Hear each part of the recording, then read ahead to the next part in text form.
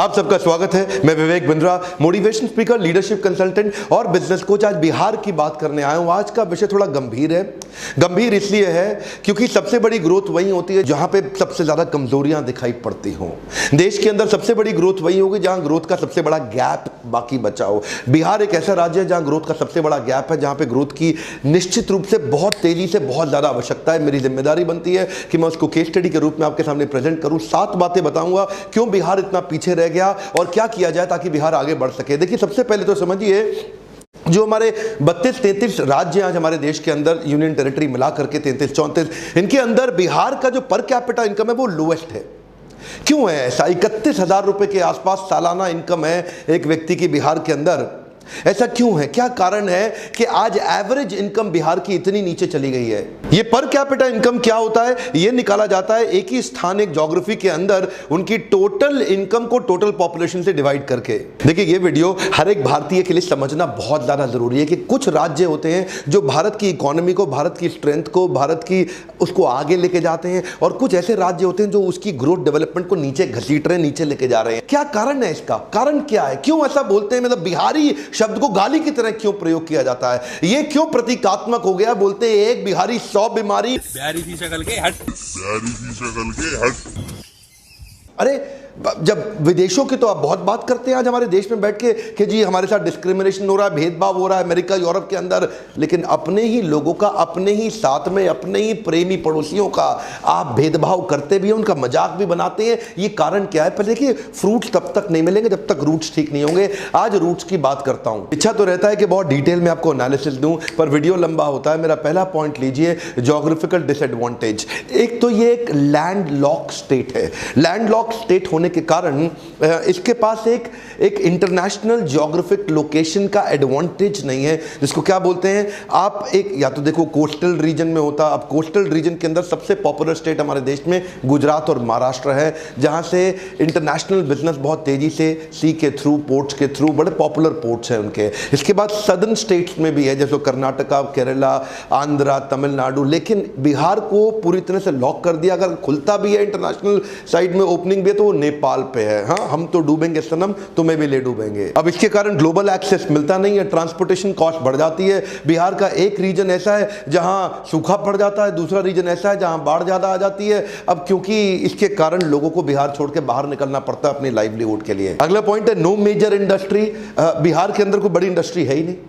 कोई बड़ी इंडस्ट्री अभी भी ब्लू चिप कंपनीज के अंदर, हिंदुस्तान यूनिलीवर के अलावा बड़ी कंपनी इस समय बहुत ज्यादा इन्वेस्टमेंट बिहार में करना ही नहीं चाहती। आप समझिए बात को कि बंगाल से, उत्तर प्रदेश से, मध्य प्रदेश से ट्रक भर भर के माल आता है, लेकिन वो ट्रक वापस खाली जाता है। कम ऑन, वापस खाली जाता है। यहां से बिहार से कुछ बाहर नहीं जा रहा, बिहार बाहर से माल ले रहा है, दे नहीं रहा कुछ भी। पहले शुगर मिल्स और फर्टिलाइजर्स के प्लांट्स हुआ करते थे, इकोसिस्टम कमजोर होने से कंपनीज ने लॉसेस करना शुरू किया, वो भी बंद हो गई, लोग बाहर जाने लगे छोड़ के। नैले पे दहला तो तब हो गया कि जब झारखंड बिहार से अलग हुआ। जैसे ही झारखंड बिहार से अलग हुआ, मिनरल रिच कंपनी, सारे बड़े कॉर्पोरेट, जितनी भी माइनिंग होनी थी, सब झारखंड में निकल गया। बोकारो हाथ से निकल गया, टाटा नगर, जमशेदपुर हाथ से निकल गया। अब तो कुछ मिनरल भी नहीं बचा बिहार के, तो बिहार बेचारा दब गया। तीसरा पॉइंट है फ्रेट इक्वलाइजेशन पॉलिसी। ये 1950 के दशक में आया था और 1990 के दशक तक रहा।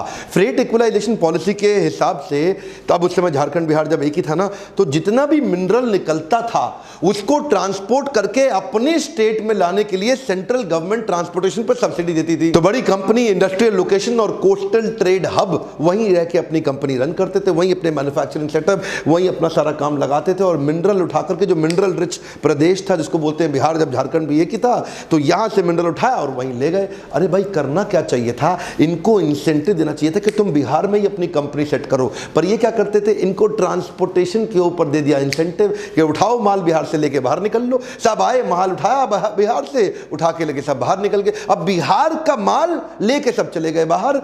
अगर वहीं फैक्ट्रियां लगा दी होती तो बिहार में आ जाती एम्प्लॉयबिलिटी। इधर का ना कल्चर बदल जाता। यहाँ पे एजुकेशन और एम्प्लॉयबिलिटी दोनों कम रही, इसीलिए इनकी नेशनल अर्निंग के मुकाबले बिहार की अर्निंग बहुत कम रह गई। मिनरल रिच स्टेट होने का कॉम्पिटिटिव एडवांटेज होते हुए भी इसको 1993 तक लूटा गया है। चौथा मेरा पॉइंट है, frog in the pond think it's an ocean. इसे क्या बोलते हैं? इसे बोलते हैं कुएं का मेंढक। जो कुएं का मेंढक है ना, वो उस कुएं को समुद्र समझता है। तो जो बिहार का आदमी है ना, वो सिविल सर्विसेज को ही सब कुछ समझता है। उसके लिए जिंदगी सिविल सर्विसेज ही है सब कुछ। IAS IPS IFS बन जाऊं, सरकारी नौकरी मिल जाए, रेट लिस्ट तय कर दिया, तेरी सरकारी नौकरी, तेरे को दहेज में इतना पैसा मिलेगा। इनको क्या लगता है, सरकारी नौकरी मिल गई, IAS ऑफिसर बन गया, ये टेबल के ऊपर तो लेगा, नीचे से भी लेगा। और क्या सोचते, ये एक्चुअली बिहार में ना कल्चर बन गया। ये देखते थे अपने आसपास, ये देखो ये बाबू है, IAS अफसर है, अब बिजली तो आ नहीं रही है, लेकिन सरकारी जनरेटर पे इसके घर में 24 घंटा बिजली रहती है। तो एक एस्पिरेशन सोशल प्रूफ के साथ बनता चला गया पूरे प्रदेश के अंदर। अच्छा, क्रेज इतना ज्यादा हो गया सिविल सर्विसेज का कि अब अगर कोई व्यापार करने निकले भी ना, तो वो क्या बोलते हैं, ए चौबे जी छब्बे बनने निकले, दूबे बन के लौटे। दैनिक भास्कर का मैं एक आर्टिकल पढ़ रहा था, क्या कहते हैं, पॉपुलरली बिहार के अंदर रेट लिस्ट तय कर दी गई है। IAS अफसर है, इतने का दहेज मिलेगा। IAS अफसर को 1 से 3 करोड़ का दहेज मिल जाता है, IPS को 80 लाख से 2 करोड़, IRS IFS को 50 से 80 लाख मिलेगा, थोड़ा कम मिलता है बेचारों को। इंजीनियर PSU PCS ऑफिसर बन जाए, 40 से 80 लाख मिलेगा। एक्चुअली इसमें जात पे भी डिपेंड करता है, ऊंची जात को 80 लाख, नीची जात को 40 लाख। बैंक PO दरोगा स्टेशन मास्टर 15-20 लाख ले लेगा। सरकारी पियोन भी खाली हाथ नहीं जाएगा, वो भी 5 लाख रुपए तो निकाल लेगा दहेज के। ये क्या हो गया, ये सरकारी नौकरी ही सब कुछ है। एक बिहारी आदमी के लिए वो क्या कहते हैं, कहीं सूखा कहीं बाढ़, ना मिले नौकरी ना व्यापार, तो सरकारी नौकरी सब कुछ है। अभी बिहार को मैं और समझ ही रहा था कि इतने में किसी ने मुझे डाउरी कैलकुलेटर पे दिखा दिया। उसमें अपनी उम्र लिखो, कास्ट लिखो, क्या हो तुम, और उसके बाद लिखो प्रोफेशन कैसा है, मंथली सैलरी कितनी है, कहां पे काम कर रहा है, दिखने में कैसा, गोरा चिट्टा काला, हाइट कितनी है, पहली शादी है कि दूसरी शादी है, माता पिता क्या करते हैं। इससे क्या होगा, आपका डाउरी कैलकुलेटर निकल के आ गया कि कितना दहेज मिलेगा। इन्हीं चीजों ने मार दिया है हमारे देश को। आज भी हमारे देश में ऐसे संस्कार है कि दहेज की कमाई पे लाड टपकती है कि तेरे को कितना मिला, मेरे को कितना मिला, गाड़ी कौन सी आई। मेरा 5वां पॉइंट है, Bihar is famous for caste politics. Caste politics का मतलब क्या हुआ, इधर कास्ट पॉलिटिक्स ज्यादा चलती है, डेवलपमेंट पॉलिटिक्स कम चलती है। अच्छा देखो, हर चीज के फायदे नुकसान भी होते हैं। कास्ट पॉलिटिक्स का कुछ फायदा तो है। फायदा यह है कि पहले यहाँ पे जो ऊंची कास्ट होती थी वो नीचे वालों को बहुत दबाते थे पैसे से। अब वो उनको पैसे से दबाते थे, तो ये सोचे कि हम लोग जो है ना, सत्ता की पावर से, पॉलिटिक्स की पावर से अपने आप को खड़े करें, हमारे पास पैसा नहीं है। तो ये छोटी छोटी कास्ट के लोग इकट्ठे हुए और इन लोगों ने अपने आप को ऊंची जात के लोगों के सामने अपने आप को ताकत से खड़ा किया। तो कुछ फायदा होता है, निश्चित रूप से होता है। पर जब 91 के बाद लिबरलाइजेशन आया ना देश के अंदर, उस समय बाकी सारे राज्य सोच रहे थे कि हमारे को इंटरनेशनल फंडिंग मिले, अपने फॉरेन इन्वेस्टमेंट्स आ जाएं, अपने लिबरलाइजेशन का फायदा उठाएं, धंधा व्यापार बड़े करें। और ये लोग कास्ट के चक्कर में फंसे रह गए। यहाँ पे ग्रोथ पॉलिटिक्स हुई नहीं, यहाँ पे डेवलपमेंट पॉलिटिक्स की बात नहीं हुई। आज मैं किसी को ठेस नहीं पहुंचाना चाहता, पर कोई डेटा बताऊंगा। ये सब कास्ट के चक्कर में बिहार एक अनस्टेबल गवर्नमेंट की तरह रह गई। 70 सालों में 40 बार तो सत्ता बदली, 23 अलग अलग मुख्यमंत्री आए 70 साल के अंदर। एक मुख्यमंत्री को एवरेज 1.5 साल से ज्यादा मिला नहीं। यहाँ पे बात केवल जात पात की होती रह गई, डेवलपमेंट हुआ नहीं। एक्चुअली क्या सोचना चाहिए कि केवल मेरी कास्ट नहीं, अगर पूरे राज्य में खुशहाली आएगी तो फायदा सबका होगा। गोल्डन स्टेटमेंट को पकड़ लीजिए, अगर खुशहाली आएगी तो फायदा सबका होगा। जब पूरा बिहार ग्रो करेगा तभी फायदा होगा। उसको बोलते हैं इंक्लूसिव ग्रोथ। अगला पॉइंट है population growth rate and literacy growth rate. क्या मतलब हुआ इसका, यहां का जो पॉपुलेशन ग्रोथ रेट और लिटरेसी ग्रोथ रेट है, ये आपस में मिसमैच कर रहा है। लिटरेसी बढ़ नहीं रही है, फर्टिलिटी रेट सबसे ज्यादा है। फर्टिलिटी रेट का मतलब है एक मां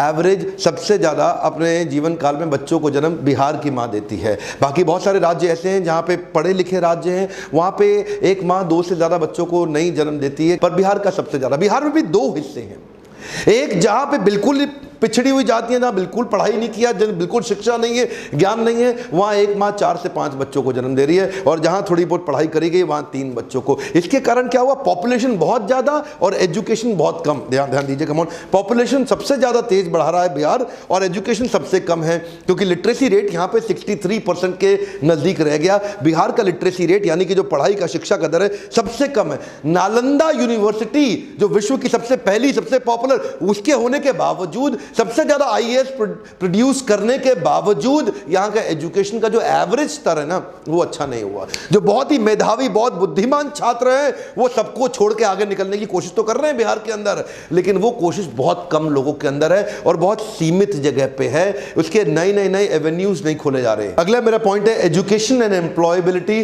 is directly proportionate to earnings. इसका क्या अर्थ हुआ, समझिए बात को।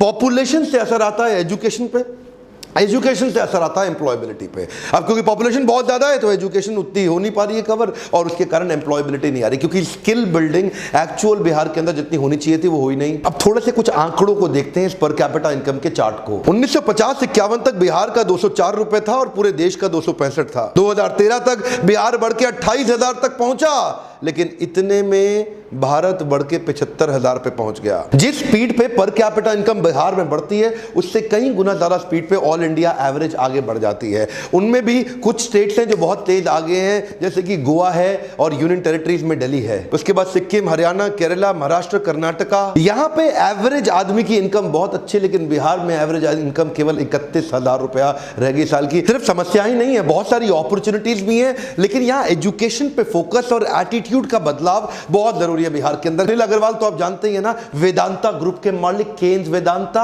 आज one of the top 10 Indian rich people इनकी लिस्ट में इनका नाम आता है। ये बिहार से निकल के आए हैं। रविंद्र कुमार सिन्हा को नहीं जानते आप? SIS सिक्योरिटी इंटेलिजेंस सर्विस, सबसे बड़ी देश की सिक्योरिटी कंपनीज, इनके IPO भी निकले और इनफैक्ट इनकी कंपनी बहुत तेज ग्रो कर गई। बहुत सारे ऐसे व्यापारियों को जरूरत है जो एम्प्लॉयबिलिटी जनरेट करके दे सके।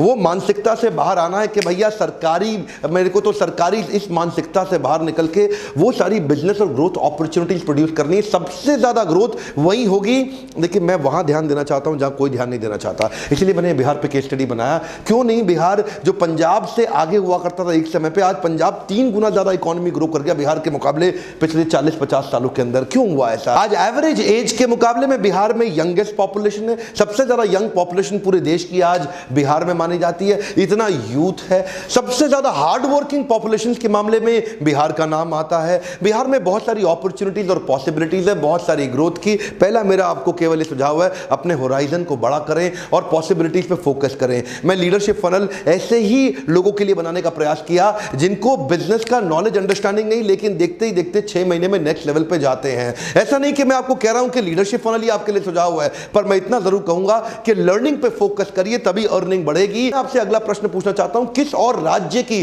केस स्टडी आप मुझसे चाहते हैं समझना, नीचे कमेंट बॉक्स में लिखिए। कौन से और स्टेट के ऊपर केस स्टडी बना सकूं। बिहार को आगे लेके जाना न केवल मेरी बल्कि इस देश में हर व्यक्ति की जिम्मेदारी है। बिहार के लोगों तक, हमारे प्यारे भाइयों तक ये वीडियो को पहुंचाइए, ताकि उनके अंदर शायद हो सकता है ये इंस्पिरेशन की चिंगारी जाग जाए। आपका वीडियो शेयर करना बड़ा महत्वपूर्ण है, क्योंकि अगर आप शेयर करेंगे तो लोग वीडियो देखेंगे, क्योंकि आपके शेयर करने में बहुत वैल्यू है। इसलिए इस वीडियो को पूरे बिहार के मेरे सारे भाइयों तक पहुंचाइए, ताकि उनके अंदर इंस्पिरेशन की एक चिंगारी जागे। अगर मेरे एजुकेशन बेस्ड वीडियो से अगर आपकी इतनी सी भी मदद होती है तो लाइक जरूर करा करिए। आपके लाइक से मुझे पता चलता है कि आपको इस प्रकार की वीडियोस पसंद है।